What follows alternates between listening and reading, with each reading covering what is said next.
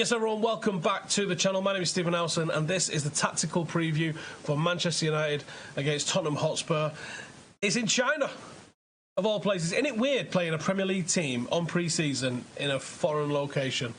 Obviously, I'm now back from pre-season. We just did Australia and Singapore, and it was absolutely insane. Thank you to everybody who's come and said hello to us out there. Honestly, you really make it worthwhile doing this. It has been phenomenal. The hospitality that we've got in both places was just absolutely ridiculous. But let's get into who we're here to talk about today. Tottenham Hotspur, Manchester United. How do we think this game's going to go? Let's get stuck straight into it. So Spurs have actually only played that one game, which was on Sunday against Juventus at the National Stadium in Singapore, where we saw Harry Kane try his luck and absolutely land it to secure that victory. 3-2 against Juventus. The key player for Spurs is definitely, for me, going to be Heung-min Son. He's a crucial part of what Spurs do as a football team. The movement that guy offers off the ball is frankly ridiculous, and the quality that he gives you on the ball as well is very high level. He scores important goals for them. When main goal scorer Harry Kane doesn't perform, it's Son is the one that will always step up. He scored 12 goals in the league and 4 in the Champions League for them last season, and he carried them through that rough patch when Harry Kane was injured. Along with Lucas, Son really creates a powerful and flexible forward line that Spurs have got.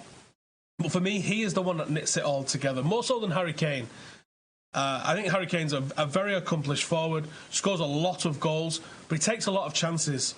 And for me, Son takes a hell of a lot less chances, and I think he's just that little bit more clinical with the ball. And I think his movement, I think he's extremely dangerous. And for me, that's the one that you've got to watch out for, because I think Ole Gunnar Solskjaer is going to take this quite serious. I think he's going to see this for what it is, which is a test run of a team that's probably one that we should be looking to catch in the Premier League next season. As much as we'd like to try and catch City and Liverpool, I think Spurs are probably a more realistic prospect for us to try and get above next season, although they have made a decent signing in Ndombele.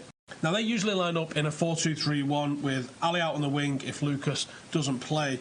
They use this to control possession and absorb pressure, and then use the quality that they've got in midfield to release their forwards in a quick counter-attack. Spurs also use a 3-5-2 when they're up against a heavy possession side.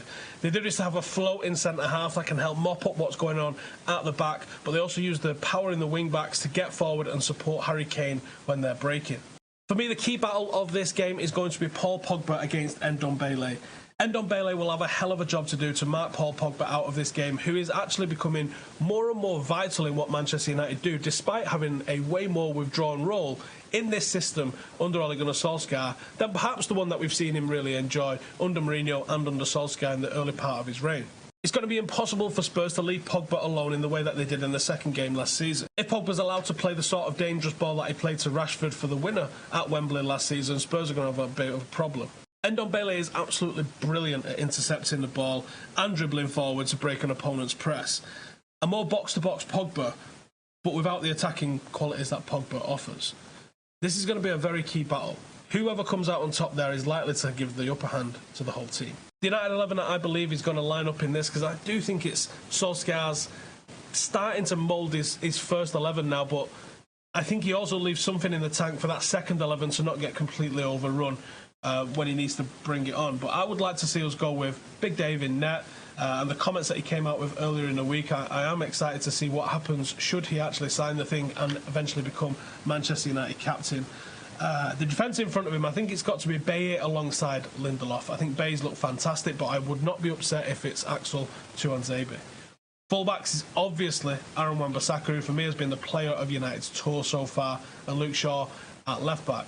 In midfield, I'd like to see a 2 of McTominay alongside Pogba, who is in this withdrawn role, but he's way more of a playmaker from there than you would expect someone like McTominay to be. In the 3 behind the striker, I'd like to see Juan Mata in the middle. I'd like to see Tony Marshall on the left-hand side and Mason Greenwood lining up on the right-hand side. Give the guy a start and see what he can do, what balance he can offer starting a game like this. Then Marcus Rashford up front, because I'd like to see what Marcus can do, played back down in the middle. I didn't think him and Tony looked at their best, should we say, when it was Marcus on the left and Tony down the middle. I would like to see Marcus back up front. Then the second 11 is going to be whatever is left available. I think that starting 11 is starting to look at a team that we might line up with against Chelsea. Things that I'd like to see in this game then would be knocking Son out of a game. The way that this can happen is Wan-Bissaka and those spider legs defending on the right-hand side and blocking Son all game long. However, the defenders will have to be alert, as Son and Lucas can and do swap sides and cause havoc inside the final third. Shaw will have to be switched on to make sure that we keep their attack completely quiet. I would expect both United fullbacks in this game to play a slightly more defensive role than what we would like to see out of them. To beat Spurs, we also have to use the space in between the defence and midfield. Mata in the 10 has got the ability to drift into the half spaces and pick up the ball for either Tony Marcus or Mason at the right time. But what I want to see from United in this instance is us get into the byline and those easy passes, very much like what we saw from Wan-Bissaka and Mason's goal the other day. I want to see United coming down the sideline, getting to the byline and putting it into that sort of penalty spot sort of zone. Not right on the penalty spot, but in and around the penalty spot for an easy pass into the back of the net. That's what I want to see United make their sort of like trademark goal this season. And I also want to see United get in behind this Spurs defence. Spurs play a very, very high line, and the pace that we've got compared with their relatively slower sort of defence, I think that's a thing that we can do. I think we can get the ball into behind them, use Paul Pogba, use Juan Mata, put the ball into the channels for Mason, for Marcus, for Tony Marshall, and I think we can get in behind them, but we need to be clinical when we get into the box, because that's one thing that has worried me a little bit, is how wasteful that most of United's forwards have been. Aside from Mason Greenwood, I think Marcus Rashford and Tony Marshall probably need to just up a little bit of quality in the final third, and I think United are going to have a good time against Spurs.